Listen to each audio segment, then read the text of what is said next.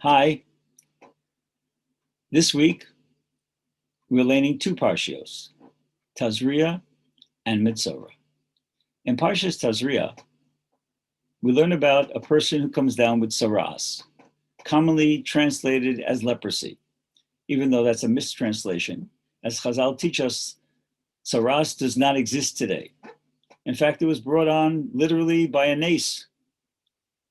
An individual will say something, will speak Lashon Hara, and they will come down miraculously with Shmiras. To the best of my knowledge, there is no malady that exists today that is caused simply by a person saying a few words. And Tazria follows Parshas Shemini. And Parshas Shemini teaches us about those animals, those insects, those birds that we may eat and the ones that we may not eat. To teach us that just as we have to be careful about those things that we put into our mouths, Parshas Tazria teaches us about the things that we have to be just as careful about what comes out of our mouths.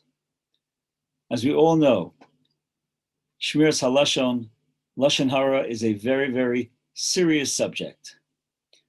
In fact, the Chafetz Chaim points out that an individual can be over as many as 31 Isurei D'Oraisa for speaking Lashon Hara. And although many of us have studied the laws and at one point in time in our lives tried to be more careful regarding Shmiras Halashon, if we don't review the halachos and we don't review the severity of it, and we don't try to renew our sensitivity, then somehow we fall back and we lapse into a lifestyle that is not productive. So it's important to remember that the Ribbono Shel Olam wants us to only look favorably towards our fellow man. And that starts off with how we speak about them. And I've always said, if we want to try to be more sensitive and be more careful about these halachos, then the first thing we really have to do is stop being a yenta. Stop needing to know about everybody else's business.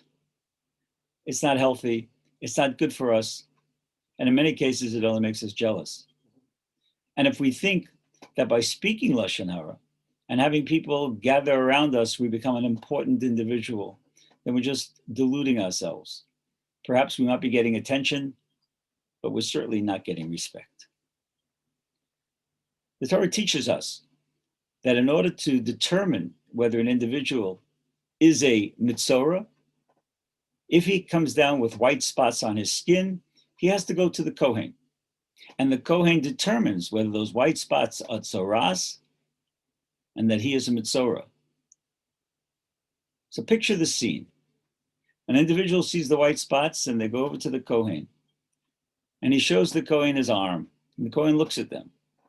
And the Kohen will then say, Tohar or Tameh. One word.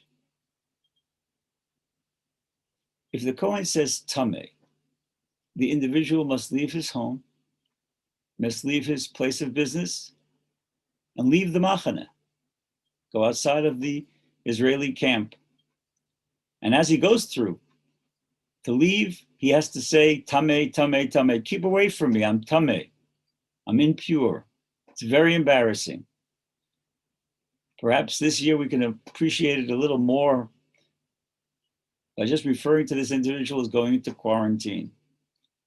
And he perhaps is going to go into quarantine for a lot more than 14 days. It can be weeks, it could be months, until the tzaras clears up, and he can come back and live back in his home.